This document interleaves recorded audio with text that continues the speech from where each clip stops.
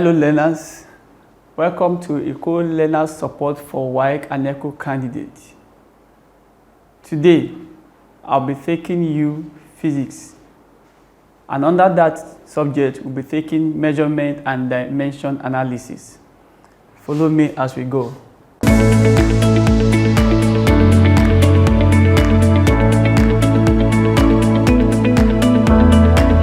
Eko Learners Support, a support program of the Lagos State Ministry of Basic and Secondary Education for WAEC and NECO candidates.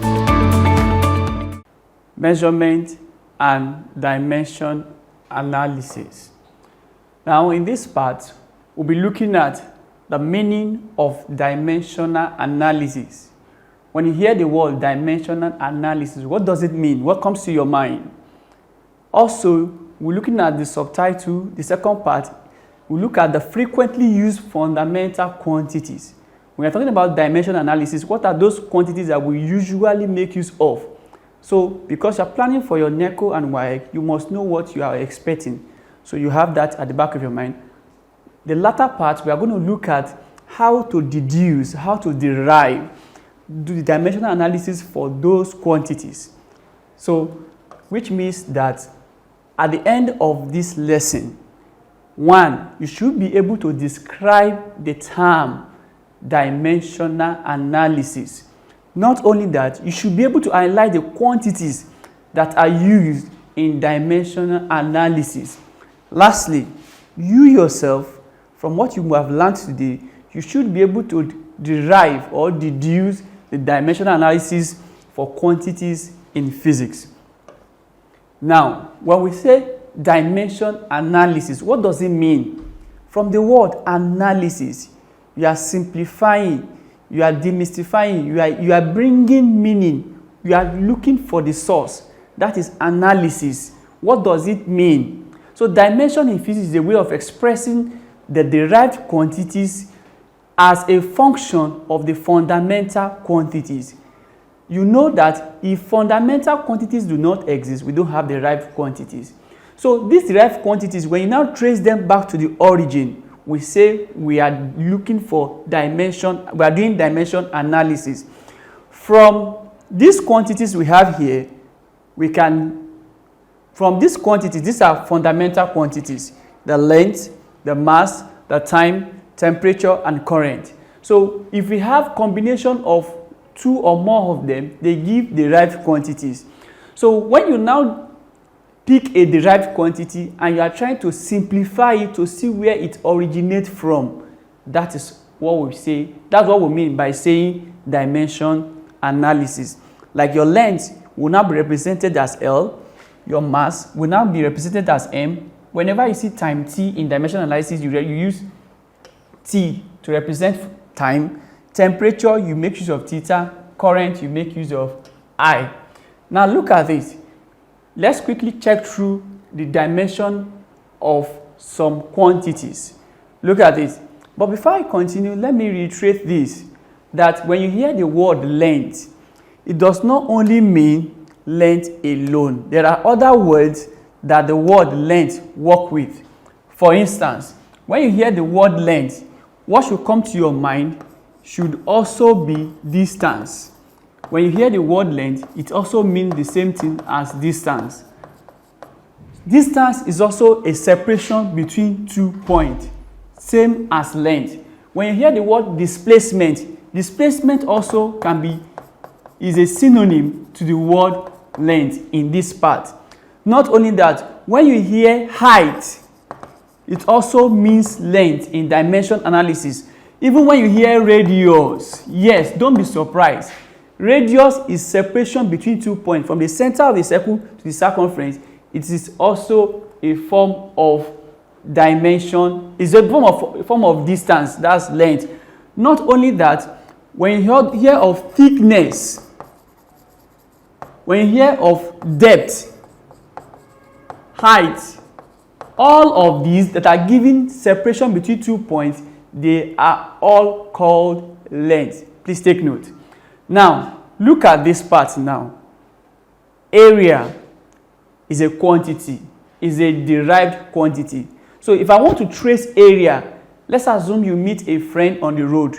You ask for his name. He gives you a particular surname. That surname rings a bell. You say, this surname, are you from so state? Meeting that person, you don't know the person. But hearing the surname, you can trace him back to the origin. That is dimension analysis. The person you are meeting on the street is that derived quantity. But where is it coming from? The name tells you it's coming from a particular state. Look at this one, area. You look at this quantity area. Where is area coming from? Area is coming from, look at this. It's coming from length times length. How? You know, what you are taught from your primary school is that area is length times breadth. And remember, I have told you that there are other words that also mean length. And part of the word is what? Breadth. So whenever you see length, in this place, it's written as length times length. Originally, it's breadth, but it's the same thing as length because we are tracing it back to the origin.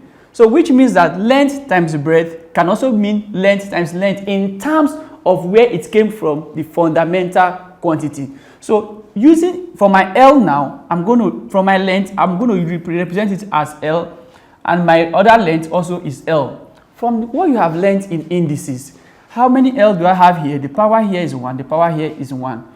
Once you are multiplying, you add the powers. So I'm going to have 1 and 1. Adding 1 plus 1, that's 2. So here in this case now, that is how we arrive at the dimension analysis for area to be L squared. Check for volume.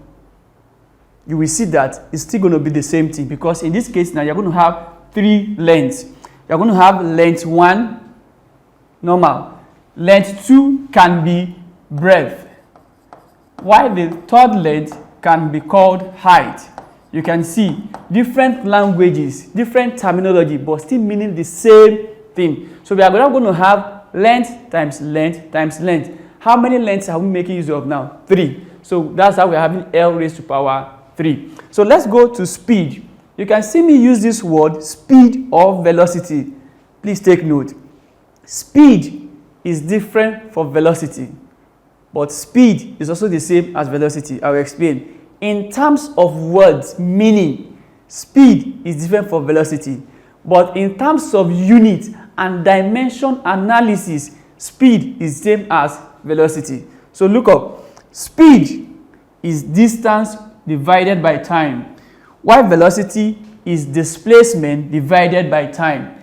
So looking at distance and displacement, remember I told you that you can use distance. Distance also means length and displacement also means length. So which means that both distance and displacement here can be used as L. So when I now write L divided by my time T, according to what we have learned in indices, that is why you must take note.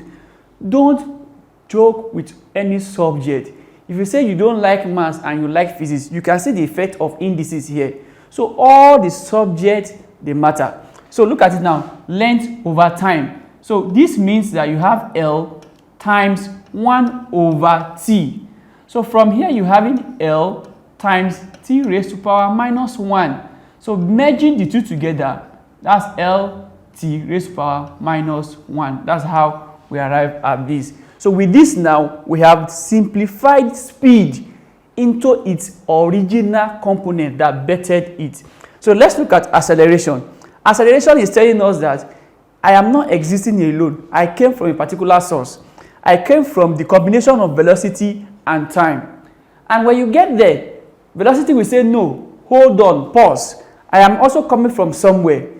I am coming from displacement over time. So looking at velocity here, we have treated velocity here to mean Lt raised to power minus 1. That is our velocity. Then divided by time. Dividing by time. So with this now, we are going to have Lt raised to power minus 1 times 1 over t. This, to further do this, you are going to have Lt raised to power minus 1 times t raised to power minus 1. So looking at this, L is here, you write it here. Then you have t. this t that is here, you have t raised to the power minus 1 and t, another t raised to the power minus 1 multiplying themselves. From the law of indices, you know that when you are multiplying, you retain the base. Then the power of what you are multiplying, you are having minus 1 and minus 1. So you add the two of them. When you add minus 1 and minus 1, you are going to have minus 2. So you can now say that the dimension analysis for acceleration is LT raised to the power minus 2. That is clear. Now let's look at force. For force, you will look at mass. It is defined as mass times acceleration. We've gotten acceleration here to be LT raised to the power minus 2.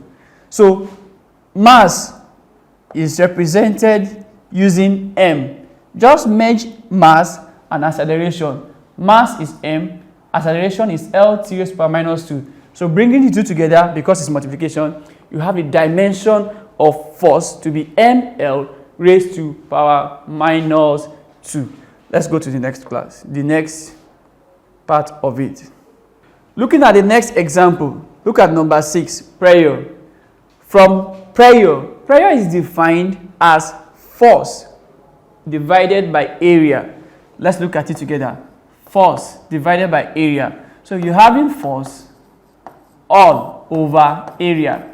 Remember in the previous slide, we checked force, and force is given as m L t raised to the power minus 2, fine, over area. Area there is L raised to the power 2. So with this now, you are going to have it as, let's simplify for that by saying m L t minus 2 divided by L raised to the power 2. So further, we say m L t raised to the power minus 2 times L raised to the power minus 2. So from here, you can see that we're having L here and L here. So m comes out. L, we have 1 here, just 1 L. And here, you're having minus 2. So you now look at the power of the two L's. This one is 1. Once you're multiplying a number, you add the power. So that's the power of the L here is 1. And the power of L here is minus 2. So when you add the two, 1 plus minus 2. So in this case, you're going to have 1 minus 2, which is what? Minus 1. So when you multiply L raised to the power 1 times L raised to the power minus 2, your answer will now be that the power of L will be what? Minus 1. So this place will now carry L raised to the power minus 1. Then your T raised to the power minus 2. So that was how we arrive at m L raised to the power minus 1, T raised to the power minus 2. That's the dimension for pressure. The same thing as density. Density is mass over volume. Don't forget that our volume we arrived at 3 length. That's L raised to the power 3. And mass is m. So if that be the case, you are dividing. That will be m divided by L raised to the power 3. So in this case, that will be m times 1 over L raised to the power 3 equals to m L raised to the power minus 3. You know how we got this? Let's go back to indices. Indices tells us that once you have 1 over something, that thing will carry a power of minus. So if that be the case, 1 over L raised to the power 3, that L raised to the power 3 will now carry minus. That minus is representing 1 all over. So which means now that the dimension of density here is given as m L raised to the power minus 3. That's how we arrive at this.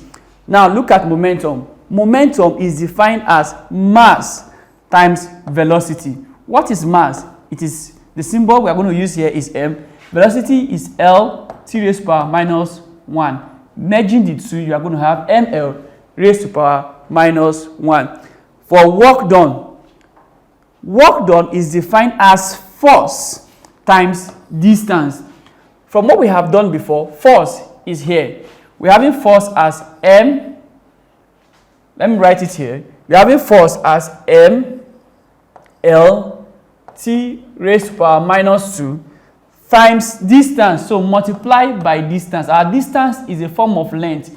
Like I told you before, that is L. So the length we're having here, we're having 1. Here, the power here is 1.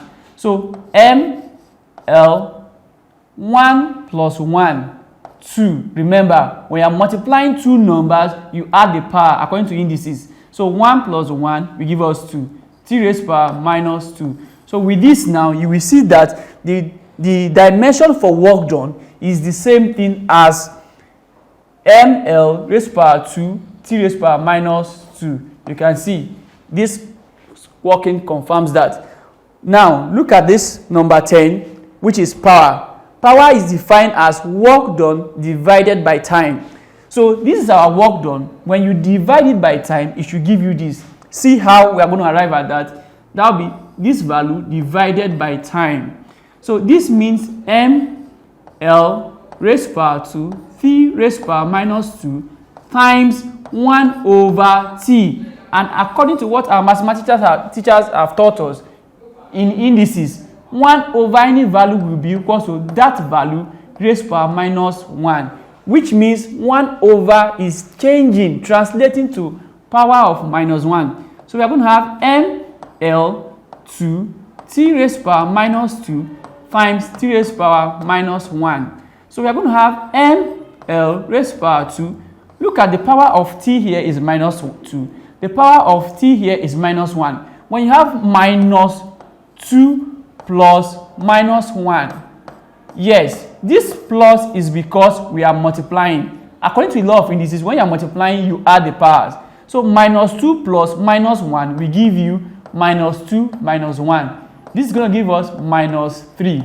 So with this now, this will be t raised power minus 3. You can see this confirms that the dimension of power is ml raised power 2 t raised power minus 3. Now there's something I want you to know about dimension analysis. For any quantity you want to get the dimension analysis, you must be able to define that quantity. It is from that definition you see the derivation, what bettered it. Then you will now simplify it into the fundamental quantities that produced it. From there, you will easily get your dimension analysis. Yes, I hope that is taken. So let's go to this other part now. So you see now that that's how we derive the dimension analysis for quantities. So from what you have learned in this class, I want you to do something for me quickly. Look at these practice questions. Look at this. Which of the following are fundamental units? Which of the following are fundamental units? You look at this. You have then all other questions. Check through them. I will come back after 30 seconds to see what you have done.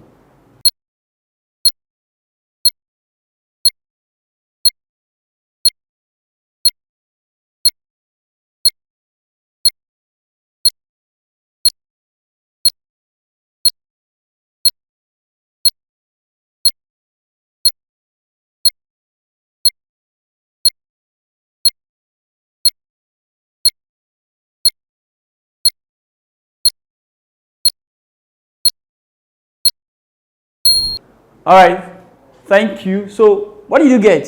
Let's confirm and know what is the right option. From here, you look at this. Which of the following are fundamental units? You check through all of them, the ones that are fundamental. Take note, which means it's more than one. So if you have picked only one option, you know you have not got that answer right. So look at this. kg, that's kilogram. For measuring mass. Good. So you know that mass is a fundamental quantity. So if you pick that, you are halfway. Now, kilogram per meter cube, that's for density. So density is obviously not a fundamental quantity. So this is not a fundamental unit. Okay? You are learning. Don't blame yourself if you get it wrong. The next one is S, which is for seconds. So if you pick seconds, you are correct. So if you pick seconds, you are correct. Meter cube, that's for volume. Newton per meter square, that is for pressure. So the correct answer is this: kilogram for mass and seconds for time. If you pick that, thumbs up. Now this other part, which of the units of the following physical quantities are derived? Which one can we say that is a derived unit? Look at this: area, thrust, pressure, and mass. So area, length times breadth. Thrust is a form of force. Force is mass times acceleration. Pressure is force over area. Mass is a fundamental quantity. So the only fundamental quantity you have here is mass. So all others, A, B, and C, they are derived quantities. So A, B, C will be the correct answer. This other part, which of the following is not a fundamental SI unit? Which one is not a fundamental SI unit? Meter is used to measure length, is a fundamental SI unit. Ampere is used to measure current, is a fundamental SI unit. Kelvin is used to measure temperature, is a fundamental SI unit. Second is used to measure time, is a fundamental SI unit. Radian is not a fundamental unit. Let's go to the last part here. Which of the following is a fundamental unit? Newton, unit of force, no. Watt, unit of power, no. Joules, unit of energy, no. The only fundamental quantity here is second, which is unit of time. Now, looking at this, use the dimension analysis to prove the correctness of this. Momentum is equal to impulse. How do you justify this action that momentum is the same as impulse? From the other explanation I gave you the other time, I've given you momentum. Now let's look at impulse. What is the definition of impulse? Impulse is defined as force times time. What is force? The dimension of force is ml t raised to power minus 2 times time. What's our time? Time is t. So when you do this, you will see that this is going to give us ml t raised to power minus 2. The power here is 1 plus 1. So this gives us ml t raised to power minus 1. So impulse is ml t raised to power minus 1, and momentum, which is mass times velocity, is equals to mass m, velocity is lt raised to power minus 1. So you can see that the dimension analysis of impulse and momentum, they are the same, which means that they can share the same unit. Also, state the dimension of the following physical quantities. Like we've talked about all of this in this class. So just check, you will see acceleration, pressure, density.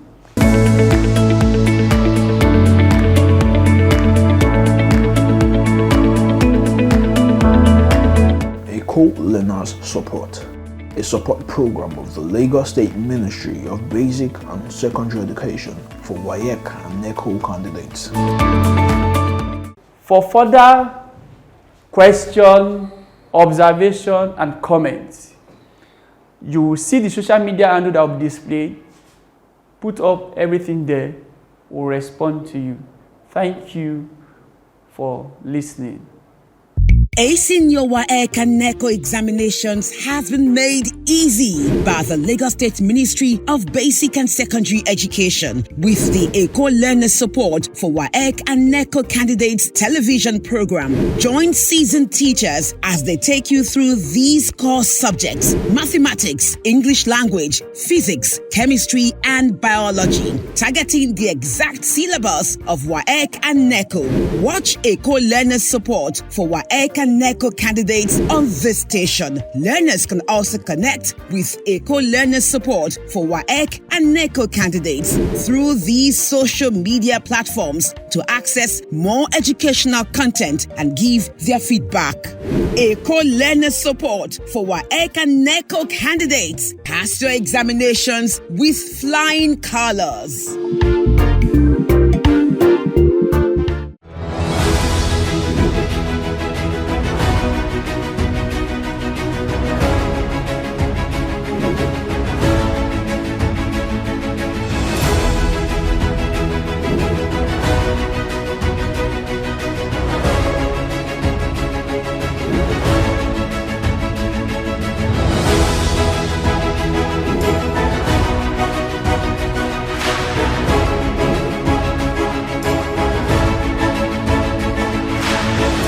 Thank you.